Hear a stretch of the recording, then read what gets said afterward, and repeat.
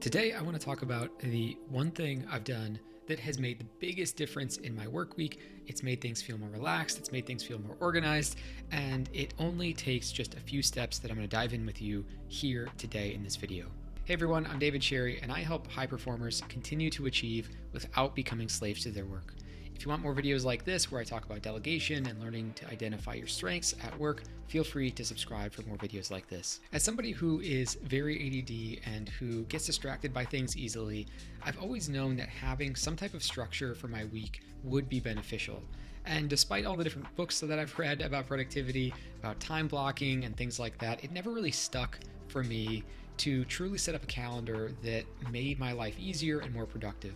That is until I added just a few small tweaks into how I organize my time, which truly has made a difference in how I feel and how productive I am.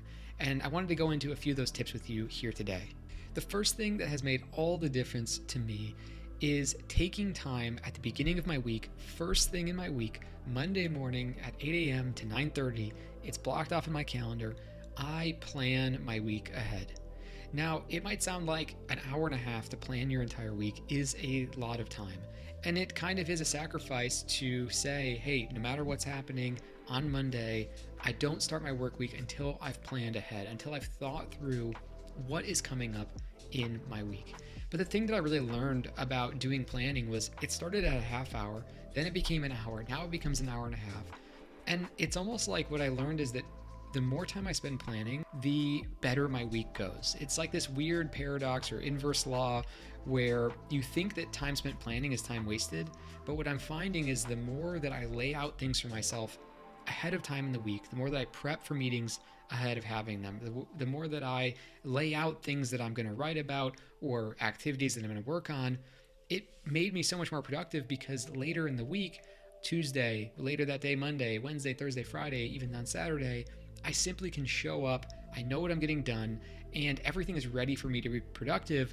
I'm not caught thinking to myself, what should I be doing today? So Monday morning, having at least 30 minutes to an hour of planning time has been a major difference. Just put it in your calendar, set it recurring, and try it out for a few weeks and see how that works for you. The next thing that made all the difference to me was recognizing that I really didn't do that well when every single day was the same, when things felt monotonous.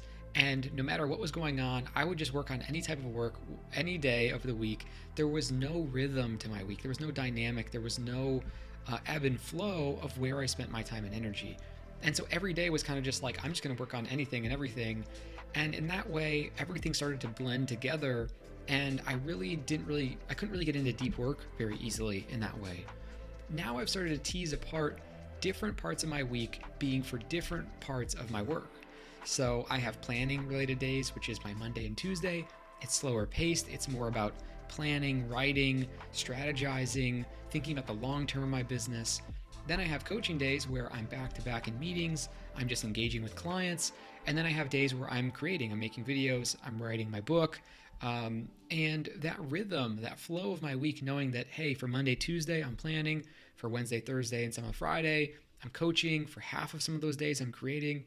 It's created a texture of my week where I feel like it really supports me because I get excited about each part of my week. I get excited for the coaching days, but when the coaching days are done, I'm excited for the planning and the creating. And without that, I just feel like everything starts to feel the same. So maybe one thing you can think about is what type of themes and different types of energy do I have across the week? And can I actually set aside, I actually put it in my calendar and say, this is a day for coaching. This is a day for creation and deep work. Can I actually start to build a texture and a rhythm and a dynamic of my week, not just all work all the time every day? Now, the last tip that has really helped me is actually using my calendar and blocking things off in my calendar. When I'm doing my planning at the beginning of the week, I really start to add blocks of time for things ahead of time that week that I want to get done, for major appointments I have. Sometimes it's for lunch with a friend or the workouts that I have. And so on Monday, I can look at my week ahead and I've filled in the things that I know I really want to get done. There's still open slots. There's time for spontaneity. There's still moments when I can fill in the moment and respond to whatever might need to be done. But I have chunked off ahead of time the most important things in my week. And the thing that's really helped that was actually finding a great calendar app. Now, I use this app called Vimcal. They just came out with a mobile app, but I really love using Vimcal because it's kind of like your Google Calendar on steroids. It's a little bit like if you know Superhuman, the email client, it's like what Superhuman is to Gmail, Vimcal is to Google Calendar.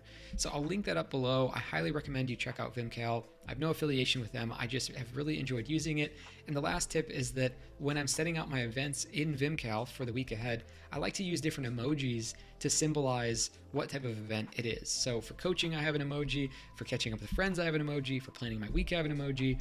And it's nice because when I look at the week previous to now, I can kind of get a quick sense of how much time I was spending on what activities.